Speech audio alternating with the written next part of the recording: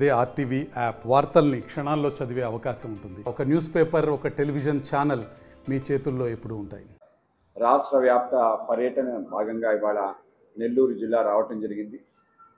ఈ యొక్క సారథ్యం అని ఈ యొక్క పర్యటనకు మేము పేరు పెట్టుకొని, అంటే భారతీయ జనతా పార్టీకి ఒక విశిష్టమైన నాయకత్వం ఉంది. ఆ నాయకత్వాన్ని ప్రజల్లోకి తీసుకెళ్ళటం మరింత బలంగా పార్టీకి ఆ సారథ్యం ఉపయోగపడుతుంది.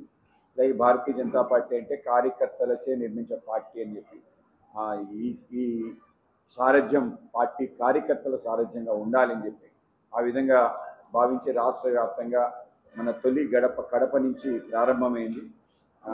లాస్ట్ మంత్ 27వ తారీఖు నుంచి ప్రారంభమై ఇది మూడో దశ 13వ జిల్లా. ఆ విధంగా అన్ని జిల్లాల్లో కూడా అనూహ్య స్పందన, కార్యకర్తలందరూ కూడా స్వచ్ఛందంగా చాలా అభిమానంగా రావటం, అనేక సంవత్సరాలు బట్టి పక్కన ఉన్న అనేక మంది కార్యకర్తలు కూడా ముందుకొచ్చి ఇవాళ పార్టీని బలోపేతం చేసి ముందుకెళ్లాలని అత్యంత ఉత్సాహకర వాతావరణంలో అన్ని జిల్లాల్లో కూడా అయింది. ప్రతిరోజు జిల్లాలో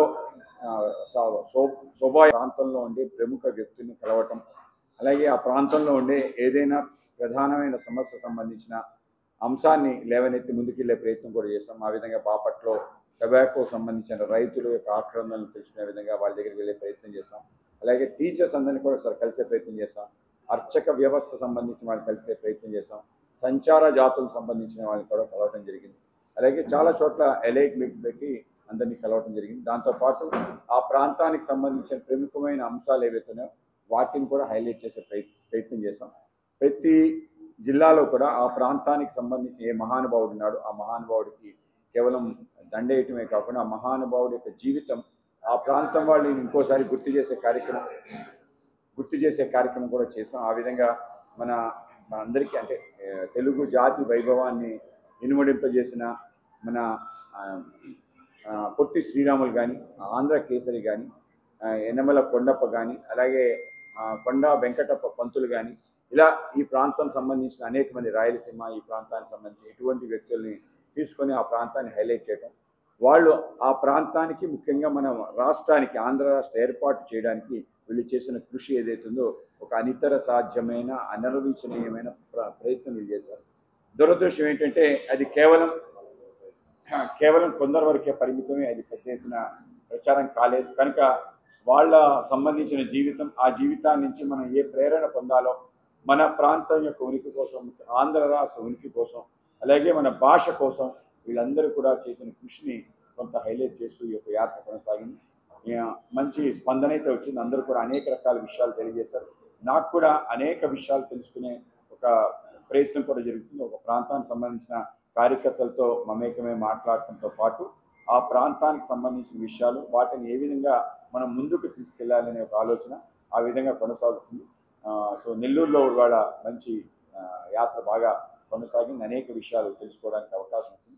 తప్పనిసరిగా నెల్లూరు సంబంధించిన అభివృద్ధిలో భారతీయ జనతా పార్టీ భాగస్వామ్యం. ఈ ప్రాంతానికి ఇంకా కొన్ని ఇష్యూస్ రావాలి, కొన్ని ఇష్యూస్ వచ్చాయి. కామధేను బ్రీడింగ్ సెంటర్ వచ్చింది కానీ అది పూర్తి స్థాయిలో నడవటం లేదు. కొంత నిధుల కొరత, ఇతర అంశాలు ఉన్నాయి. వాటిని కూడా పూర్తి చేసి ముందుకెళ్ళే ప్రయత్నం తప్పనిసరిగా చేస్తాం. అలాగే ఇవాళ మనకు ఒక మంచి పరిణామం జరిగింది. నిన్న కేంద్ర కేబినెట్ ఆధ్వర్యంలో సెమీ కండక్టర్స్ యొక్క యూనిట్ మన ప్రాంతంలో పెట్టాలి అని కేంద్ర ప్రభుత్వం నిర్ణయం ఏదైతుందో నిజంగానే అద్భుతం.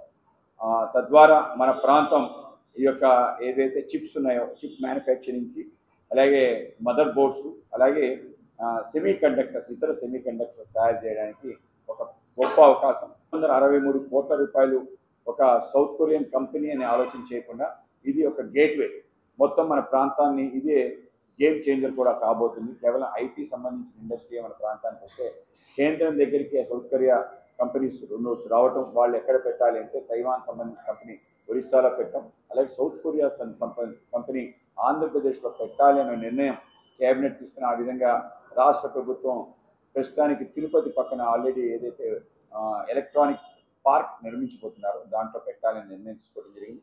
ఆ విధంగా సెమీ కండక్టర్స్ మన దేశంలో పెద్ద స్కేర్సిటీ ఉంది. మన సెల్ ఫోన్స్ కానీ, మన ఆటోమొబైల్ కార్స్ ఇదంతా కూడా ఇప్పుడు ప్రజెంట్ చిప్ మీద నడుస్తున్నాయి.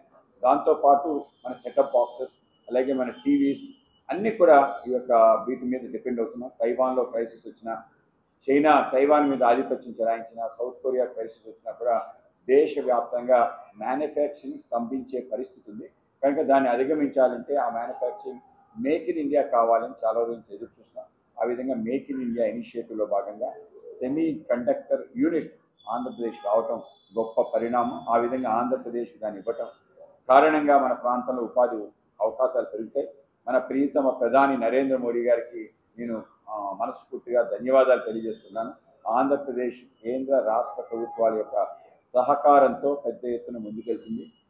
గత సంవత్సరంలో 9,75,000 కోట్ల రూపాయలు నికరంగా ఈ రాష్ట్రానికి పెట్టుబడులు వచ్చాయి. కేవలం ఇది గణాంకాలు చెప్పడం కాదు, ఆ విధంగా హైడ్రోజన్, గ్రీన్ హైడ్రోజన్ సంబంధించిన, అలాగే మన ప్రాంతానికి సంబంధించిన బీపీసీఎల్ పెట్రోకెమికల్ కాంప్లెక్స్ కానీ, అలాగే ఇతర ప్రాంతాల్లో అనేక రకాల సంస్థలు మన ప్రాంతానికి వచ్చాయి. వాళ్ళందరి యొక్క పెట్టుబడి సుమారు 9,75,00,000 వరకు వస్తుంది. ఆ విధంగా మొదటి సంవత్సరమే డబుల్ ఇంజిన్ సర్కార్ ఆంధ్ర ప్రాంతానికి 10 లక్షల కోట్ల పెట్టుబడులు తీసుకురావడం గొప్ప ఘనతగా నేను భావిస్తాను. ఇది రియాలిటీ కింద ట్రాన్స్లేట్ అయ్యి ఉపాధి ఉద్యోగ అవకాశాలు కలగడానికి ఇంకో 1.5 సంవత్సరం పడుతుంది. దాని తర్వాత దాని యొక్క గ్రోత్ మనం తప్పనిసరిగా చూస్తాం. ఆ విధంగా రాష్ట్రంలో అభివృద్ధికి అలాగే ఉపాధికి పెద్ద ఎత్తున మనం కల్పన చేసే విధంగా ముందుకు తీసుకెళ్ళడం జరుగుతుంది. అలాగే దేశంలో ఒక నెరేటివ్ బిల్డప్ చేసే పరిస్థితి ఏదైతే బీహార్ ఎన్నికలు వస్తున్నాయో ఈ నేపథ్యంలో ఎలక్షన్ కమిషన్ సర్వర్ని ఏదైతే సాఫ్ట్వేర్ తయారు చేసి డూప్లికేట్ ఓట్స్ అలాగే మల్టిపుల్ ఓట్స్ పూర్తిగా ఎరేస్ చేసే ఒక ప్రక్రియ ప్రారంభించింది. దాంట్లో భాగంగా బీహార్ ఎన్నికల్లో సుమారు 85,000 మంది డూప్లికేట్ ఓటర్స్, అలాగే సుమారు 6 లక్షల ఇతరితరగా ఒకే వ్యక్తి 14 చోట్ల నమోదు చేసుకోవడం, ఇవన్నీ కూడా క్లియర్ చేసే విధంగా ఒక ప్రయత్నం జరుగుతుంది. ఎప్పుడైతే బీహార్ ఎన్నికలకు సంబంధించిన బోగస్ ఓట్ని ఏరివేత కార్యక్రమాన్ని తీసుకునేసరికి రాహుల్ గాంధీ యథావిధిగా అబద్ధాల యొక్క తన కొట్టుని ఓపెన్ చేశారు. అనేక అబద్ధాలు ప్రచారం చేసే విధంగా ప్రయత్నం చేసే పరిస్థితి.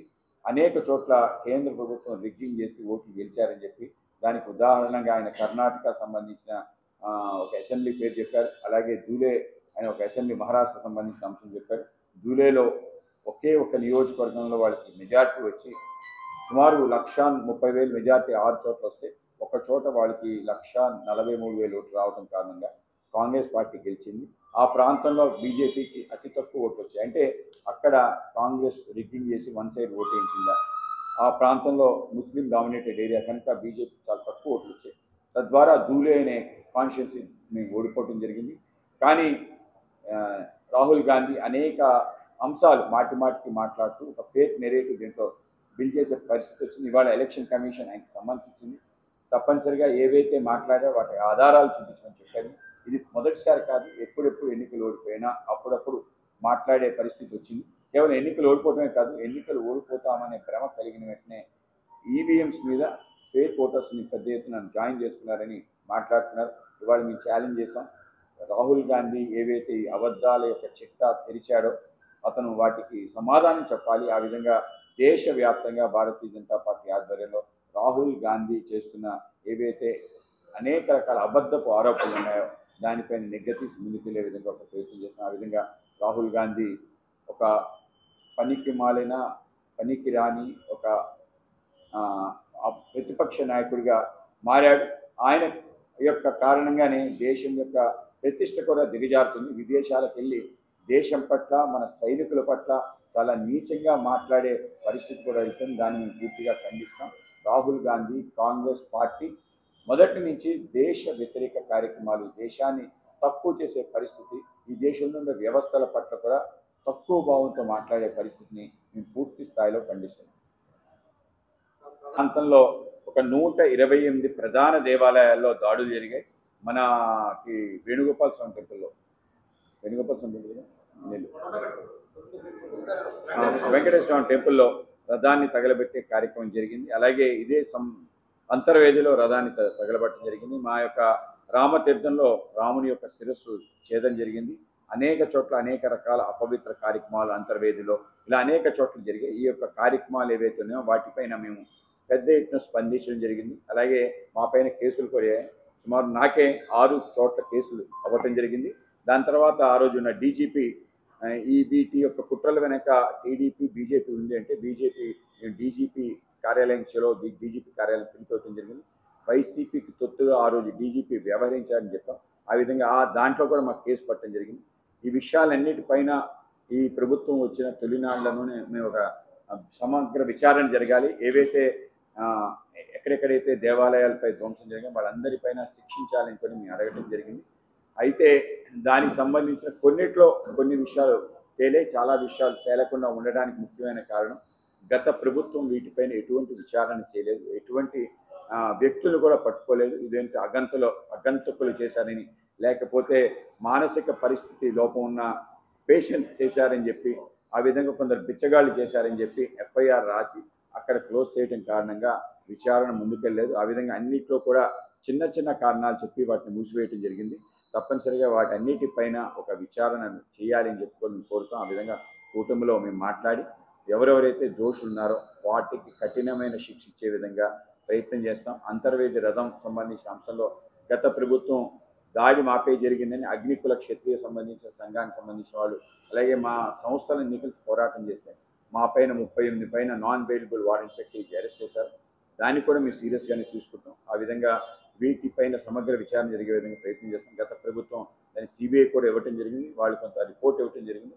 కనుక వీటన్నిటినీ మేము తప్పనిసరిగా సీరియస్గానే తీసుకొని హిందూ దేవాలయాలపైన, హిందూ మనోభావాలపైన ఎవరు దాడి చేసినా కూడా ఉపేక్షించేది లేదు. వాటిపైన మేము కఠినంగా వ్యవహరించాలని ప్రభుత్వాన్ని కోరుతాం. మేము కూడా ఆ విధంగా ప్రయత్నం చేస్తాం. ఒక్కటంటే ఒక్కటి చూపించండి. జగన్మోహన్ రెడ్డికి ఫలానా కేసులో అతనికి శిక్ష పడేటట్టు ఆపింది భారతీయ జనతా పార్టీ కానీ మా కేంద్ర పెద్దలని ఎక్కడ కూడా ఆపలేదు. చాలామంది నెరేటివ్ మాటికి మాట్లాడుతున్నారు. ఆయన సంబంధించిన ఏవైతే కేసులు ఉన్నాయో వాటికి విచారణ జరిగింది. దాంట్లో ఆయనకి ఛార్జ్షీట్ నమోదైంది. ఆయనకి ఛార్జ్షీట్ కాలంలో ఏదైతే రిమైండ్ ఉండాలో రిమైండ్ 17 నెలలు పూర్తయింది. కనుక ఈ యొక్క ప్రక్రియ పూర్తయింది. ఆయన బెయిల్ మీద బయటికి రావడం జరిగింది. అది సిబిఐ ఈడీకి సంబంధించిన బెయిల్. కోర్టుకు రెగ్యులర్గా వెళ్తున్నాడు. ఆయన రెగ్యులర్గా పోలీస్ స్టేషన్ సంబంధించిన ఎప్పుడు సంబంధించిన వెళ్ళి మాట్లాడుతున్నాడు. శిక్ష పడటమే తరువాయి. ఎప్పుడు ఇవాళ కాకపోయినా రేపు ఆయన తప్పనిసరిగా కోర్టు యొక్క తీర్పు రాబోతుంది. ఇప్పుడు అర్జెంటుగా ఆయన అరెస్ట్ చేసేయడానికి అవకాశం లేదు. ఎందుకంటే ఆయన రిమైండింగ్ పీరియడ్లో ఎంతకాలం అయితే ఆయన జైల్లో ఉండాలో అంతకాలం, అంటే సిబిఐ కేసెస్ రేట్లో అయినా కూడా 2 సంవత్సరాలకు మించి ఎవరు కూడా జైల్లో ఉండే విచారణ సమయంలో. ఆ విధంగా విచారణ వాళ్ళు దానిపైన ప్రభావం చూపిస్తారనే కారణంగానే రిమైండ్లో ఉంచుతారు. ఆ విధంగా జగన్మోహన్ రెడ్డి గారు రిమైండ్ పీరియడ్లో ఆయన జైల్లో ఉండటం జరిగింది. బెయిల్ మీద బయటకు వచ్చారు. తుది తీర్పు ఇచ్చేంత వరకు ఆయన మిగతా అందరి వ్యక్తుల్లాగా తిరగదు. ఒకవేళ తీర్పు ప్రతికూలంగా వస్తే రిమైనింగ్ పీరియడ్లో జైలుకి వెళ్తాడు. ఇది వ్యవస్థ న్యాయపరంగా. దాంట్లో కేంద్ర ప్రభుత్వం చేసుకోదగ్గది చేసుకున్నది ఏమీ లేదు. ఆ విధంగా విచారణ కొనసాగుతుంది. ఆ విధంగానే ఆయన అరెస్ట్ అవ్వగలిగి ఆయనకి ఆ విధంగా అయితే అరెస్ట్ అవుతారు. ఎక్కడ కూడా కేంద్ర ప్రభుత్వం జోక్యం చేసుకునే పరిస్థితి లేదు. ముఖ్యంగా చట్టాల విషయాల్లో కోర్టుల విషయంలో భారతీయ జనతా పార్టీ దూరంగా ఉంటుంది. ఏ విధంగా అయితే న్యాయపరంగా జరగాలో ఆ విధంగా జరగాలని, చట్టం దాన్ని చేసుకోవాలని మేము పూర్తి స్థాయిగా భావిస్తూ ఆ విధంగా వెళ్తున్నాం. రాష్ట్రంలో జరిగిన మద్యం సంబంధించిన అంశంలో కూడా మద్యం కుంభకోణంలో అనేక మంది తిమింగాళ్ళు దొరకటం, వాళ్ళందరూ అరెస్ట్ అవటం, స్వయంగా మిథున్ రెడ్డి కూడా అరెస్ట్ అవటం, మిగతా అనేక మంది మీరు రాజా రెడ్డి లాంటి వాళ్ళు వీళ్ళందరూ కూడా అరెస్ట్ అయ్యారు. ఎక్కడా కూడా కేంద్రం అడ్డుకుందనేది లేదు. రాష్ట్ర ప్రభుత్వం ఈ యొక్క కేసుని బాగా ముందుకు తీసుకెళ్తుంది. వెళ్తూ దాంట్లో జగన్మోహన్ రెడ్డి గారు వచ్చినా మీకు పెద్ద అడ్డుకునే పరిస్థితి లేదు. ఆయన ఇప్పుడు కేసు విచారణ జరుగుతూ అరెస్ట్ చేసే సమయంలో మేము ఆపాం అనే విధంగా ఒక నెరేటివ్ బిల్డ్ చేస్తున్నారు. ముఖ్యంగా సోషల్ మీడియాలో పూర్తి స్థాయిలో తప్పు. భారతీయ జనతా పార్టీ ఇటువంటి విషయాలు ఎక్కడా కూడా జోక్యం చేసుకోలేదని తెలియజేస్తుంది. మొదటి విషయం ఏదైతే మాకు అనేక నామినేటెడ్ పదవుల్లో భాగస్వామ్యం ఇవ్వటం జరిగిందో, నిజంగానే ఒక స్థాయిలో గతంలో లేని విధంగా ఒక సాంప్రదాయం తీసుకురావడం జరిగింది. అన్ని నామినేటెడ్ పదవుల్లో మా యొక్క లెజిస్లేటివ్ స్ట్రెంత్ ఆధారంగా జనసేనకి 21 మంది ఉన్నారు, మాకు 8 మంది ఉన్నారు, మిగతాది తెలుగుదేశం ఉన్నారు. వాళ్ళ ఆధారంగా నామినేటెడ్ పదవుల్లో కూడా స్థాయి ఇవ్వాలి అని ఆలోచన చేసి ఆ విధంగా ఒక ఫార్ములాని మా పెద్దలు నిర్ణయించడం జరిగింది. కేంద్ర పార్టీకి సంబంధించిన మా పార్టీ నాయకులు, రాష్ట్రానికి సంబంధించిన నాయకులు, అలాగే తెలుగుదేశం జనసేన కలిసి కూర్చున్నప్పుడు నిర్ణయం అయింది. దాని ప్రకారం ఇవ్వటం జరుగుతుంది. ఒక చోట ఎక్కువ తక్కువ అవ్వచ్చు. వాటిపైన ఎప్పటికప్పుడు మేము మాట్లాడుతున్నాం. ఆ విధంగా పల్లా శ్రీనివాస్ గారితో సంప్రదింపులు చేసి మాకు కావాల్సిన వాటిని మేము అడుగుతున్నాం. వాళ్ళు ఇవ్వగలిగే మాకు చెప్తున్నారు. ఆ విధంగా ఆ ప్రయత్నంతో కొంత మేరకు మేము సఫలీకృతం. నిజంగానే అసంతృప్తి ఉంటుంది కార్యకర్తల మధ్యలో, చాలా ఎక్కువ ఎక్స్పెక్టేషన్స్ ఉంటాయి కాబట్టి ఒకరికి వచ్చింది కాబట్టి నాకు కూడా రావాలనే అభిప్రాయం వాళ్ళకి ఉంటుంది. కేవలం బీజేపీ అని కాదు, జనసేన, టీడీపీలో కూడా ఇదే పరిస్థితి. టీడీపీ వాళ్ళు కూడా మాకు ఇంకా సరిగ్గా నామినేట్ పదవి రావట్లేదని అసంతృప్తి అవుతుంది. తప్పనిసరిగా కార్యకర్తల యొక్క మనోభావాలు వాళ్ళకి ఏవైతే చేయాలో వాటికి చేర్చే విధంగా, ఎవరైతే సీనియర్స్ అనేక సంవత్సరాలు బట్టి పార్టీకి సేవ చేస్తున్నారో వాళ్ళకి తగిన గుర్తింపు ఇచ్చే విధంగా, గౌరవం ఇచ్చే విధంగా ప్రయత్నం చేస్తాం. మన నెల్లూరులో 2 చైర్మన్ పదవులు వచ్చాయి. ఒకటి మన సురేష్ రెడ్డి గారికి, అలాగే ఇంకోటి మన విల్సన్ గారికి రావటం జరిగింది. విల్సన్ గారికి తెలుగు సంస్కృత అకాడమీ రావటం ఏదైతుందో ఇది ఒక మంచి పరిణామం. ఆయన శరత్ చంద్ర కలంతో అనేక కథలు రాయటం, ఆయన కథలకి జాతీయ అవార్డు కూడా రావటం, ఆయన ప్రస్తుతం ఒక మ్యాగజైన్ రన్ చేస్తున్నారు. ఆ విధంగా సాహిత్యానికి ఆయన ఎనలేని సేవ చేస్తున్నారు. తెలుగు భాష కూడా ఒక స్థాయి తీసుకొచ్చే విధంగా, గౌరవం తీసుకొచ్చే విధంగా తప్పనిసరిగా ప్రయత్నం చేస్తారని మా అభిప్రాయం. సో ఆ విధంగా మన జిల్లాకే వచ్చే మిగతా అన్ని జిల్లాల వారీగా అందరికీ కూడా ప్రముఖులకు ఇవ్వాలని చెప్పి పార్టీ సీనియర్ నాయకులకు ఇవ్వాలనే ప్రయత్నం జరుగుతుంది. అలాగే మిగతా డైరెక్టర్స్, మెంబర్స్ అవి కూడా పెద్ద ఎత్తున ఇవ్వటం జరుగుతుంది. ఆ ప్రయత్నం అయితే మేము తప్పనిసరిగా చేస్తామని చెప్తున్నాను. రెండో అంశం, ప్రజాక్షేత్రంలో పోటీ చేయాలని చెప్పి. సో ఆ విధంగా పోటీ చేసే తత్వం రాబో రాజకీయ నాయకులు ఉండాలి. మా పార్టీలో ఒక నాయకుడి వెనకాల తిరిగితే సీట్లు వస్తాయి అనే అభిప్రాయం ఉండదు. ఆ విధంగా ఉండటానికి కూడా మేము ఎంకరేజ్ చేయం. ఎవరంతటా వాళ్ళు వాళ్ళ క్షేత్రంలో పనిచేయాలి, తిరగాలి, పోటీ చేయాలని ఆలోచన పెరగాలని చెప్పి ఎవరైతే పార్టీలో చేస్తున్నా చాలా కాలం ఉన్నారో వాళ్ళు పోటీ చేసే తత్వం పెరగటం ద్వారానే క్షేత్రంలో క్షేత్రస్థాయిలో బలం పుంజుకుంటుంది. పార్టీ పని ఎలా పెరుగుతుందంటే ప్రజా సమస్యల్లో ఆ ప్రాంతంలో తను తిరుగుతూ ఉంటే తప్పనిసరిగా పెరుగుతుంది. పోటీ చేయాలనుకున్నాడు ఆ విధంగా తిరిగే ప్రయత్నం చేస్తారు. ఆ విధంగా క్షేత్రస్థాయిలో బలపడాలి అంటే కార్యకర్త ఎక్కువ తిరగాలి, కింద స్థాయి సమస్యలు పట్టించుకోవాలి అనే అభిప్రాయంతో చెప్పడం జరిగింది. ఆ విధంగా మేము రాబో స్థానిక సంస్థల ఎన్నికల్లో క్యాడర్ లీడర్స్ అందరినీ కూడా ఎంకరేజ్ చేస్తాం. తప్పనిసరిగా మీరు పోటీ చేయాలనే ఆలోచనతోనే పార్టీలో పని చేయండి. తద్వారా మనం అనేక పనులు చేయడానికి ఒక లక్ష్యం ఉంటుంది. ఆ లక్ష్యాన్ని సిద్ధించడానికి అడుగులు పడతాయని మా అభిప్రాయం. కనుక ఆ విధంగా మా క్యాడర్ను కూడా తయారు చేసే ప్రయత్నం చేస్తాం. మన రాష్ట్రంలో అంటే ఫంక్షనల్ ఎయిర్పోర్ట్స్ 6 ఉన్నాయి. దీంట్లో ఒక 4 ఇంటర్నేషనల్ స్టాండర్డ్స్ తీసుకొచ్చాం. ఇంకా ఒక 2 అంటే తిరుపతి మంచి ఎయిర్పోర్ట్, దానికి నైట్ ల్యాండింగ్ ఫెసిలిటీ ఇచ్చి ఇంటర్నేషనల్ చేయాలని అనుకున్నాం. దీంతో పాటు నేషనల్ హైవేస్లో 2 ఎయిర్ స్ట్రిప్స్ తయారు చేస్తాం. అంటే ఎప్పుడైనా ఎమర్జెన్సీ ఉంటే కమర్షియల్ ఫ్లైట్స్ అలాగే ఫైటర్ జెట్స్ దిగే విధంగా చేయటం జరిగింది. బాపట్ల దగ్గర ఒక చోట, అలాగే కర్నూలు దగ్గర ఒక చోట 2 ఎయిర్ స్ట్రిప్స్ తయారు చేస్తాం. ఇది కాకుండా ప్రైవేట్ ఎయిర్ స్ట్రిప్స్ మన పుట్టపర్తిలో ఉన్నాయి. ఆ విధంగా ఇవన్నీ ఉన్నాయి. నెల్లూరు కూడా ఎయిర్పోర్ట్ రావాలని ఒక ఆలోచన ఉంది. అయితే తప్పనిసరిగా అవకాశం మేరకు తీసుకొచ్చే ప్రయత్నం చేస్తాం. మన రాష్ట్రంలో ఇంకో 2 అంతర్జాతీయ ఎయిర్పోర్ట్స్ వస్తున్నాయి. ఒకటి భోగాపురం దగ్గర వస్తుంది, రెండోది అమరావతిలో వస్తుంది. ఈ రెండింటికి కూడా ఇంటర్నేషనల్ స్టాండర్డ్స్లో 2 ఎయిర్పోర్ట్స్ రాబోతున్నాయి. ఆ విధంగా ఇక్కడ ఏ మేరకు ఎయిర్ ట్రాఫిక్ ఉంటుందో దాని ప్రకారం ఇక్కడ తప్పనిసరిగా అవుతుంది. ఎందుకంటే నెల్లూరు సంబంధించిన వాళ్ళు ప్రపంచవ్యాప్తంగా పారిశ్రామికవేత్తలు ఉన్నారు. కనుక ఆ విధంగా మన ప్రాంతానికి ఎయిర్పోర్ట్ వస్తే బాగుంటుందని ఆలోచన ఉంది. ఆ విధంగా ప్రయత్నం కూడా చేస్తాం. గ్రౌండ్ ఏ అంటే 9,75,000 కోట్లు. దీంట్లో అతి ముఖ్యమైన పెట్టుబడి ఏంటంటే గ్రీన్ హైడ్రోజన్ గ్యాస్ NTPC ప్రధానమంత్రి గారు ఇనాగ్రేట్ చేశారు. అది 2 years బ్యాకే అది నిర్ణయం అయింది. దాన్ని ఇనాగ్రేషన్ మొత్తం గత 6 నెలల క్రితం జరిగింది. దానికి సుమారు 1,84,000,000 1,84,000 కోట్ల రూపాయలు విశాఖపట్నంలో పెట్టడం జరిగింది. అక్కడ పెద్ద ఎత్తున శరవేగంగా పనులు జరుగుతున్నాయి. గ్రీన్ హైడ్రోజన్ సంబంధించి పెద్ద ఎత్తున ట్యాంక్స్, ఉపాధికి కూడా పెద్ద ఎత్తున రిక్రూట్మెంట్ జరిగింది. సుమారు 1000 మంది ఇప్పటికే ఎంప్లాయ్మెంట్ ఇచ్చారు. అది పూర్తి స్థాయిలో రన్ అయిన తర్వాత 10,000 మందికి ఎంప్లాయ్మెంట్ జనరేట్ అవుతుంది. ఆ విధంగా అక్కడే ఇవ్వడం జరిగింది. మన ప్రాంతంలో ఉండే PPCL యొక్క ఏదైతే పెట్రోకెమికల్ కాంప్లెక్స్ నిర్మాణం అవుతుందో సుమారు 70,000 కోట్లకి అది పెట్టుబడి జరగబోతుంది. అలాగే విశాఖపట్నంలో ఇంకొక పెద్ద పారిశ్రామిక వాడ నిర్మాణం చేయాలని ప్రయత్నం. అలాగే అదానీ డేటా సెంటర్